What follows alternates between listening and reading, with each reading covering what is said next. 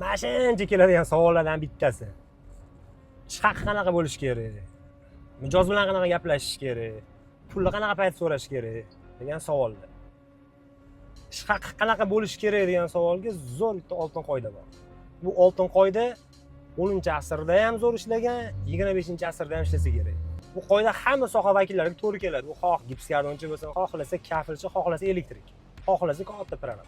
Agar siz ustiga o'zingiz xohlayotgan pulni bersangiz, usta o'zi xohlaganida ishlaydi. Agar buni aksi bo'lib, usta xohlayotgan pulni siz bersangiz, usta siz xohlaganda zo'r ish qilib beradi.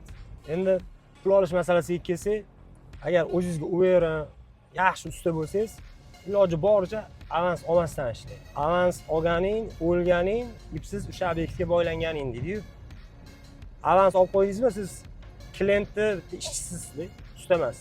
Buni qanaqadir bitta vakilisiz, xohlagan gapini gapiradi, xohlagan kuyga soladi.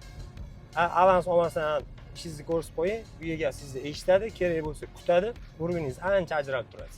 Avans olmasdan ishlash yana bitta yomon tarafi bor. Oxirida nech puldir pulingiz qolib ketadi o'sha obyektda. Buni bilgan biladi.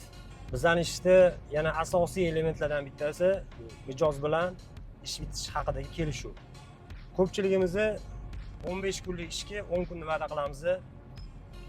10 kun tugul 20 kunda ham bitira olmasdan keyin har xil kelishmovchiliklar chiqadi. Bundan ko'ra 10 kunlik ishmi 15 kunda siz 12 kunda bitirib chiqib keting, 3 kun oldin chiqib ketganingiz uchun mijoz xursand. Bizda ishni avval deb aksi bo'lgani uchun har xil kelishmovchiliklar kelib chiqadi, shuni ketadi. Sababi uyga egasi sizni 11-kuningizga boshqa ustani gaplashadi. Vaholanki bizning zararimiz bitta uy egasiga emas, bizdan keyin keladigan ustaga ham bo'lib qoladi. O'shaning uchun klient bilan yaxshilab muddatli kelishing. Zaxira ushlagan holda yaxshilab baylashing, kelishuvni mustahkam qiling. Navzingizda, bayingizda, kelishuvingizda, muddatingizda turing.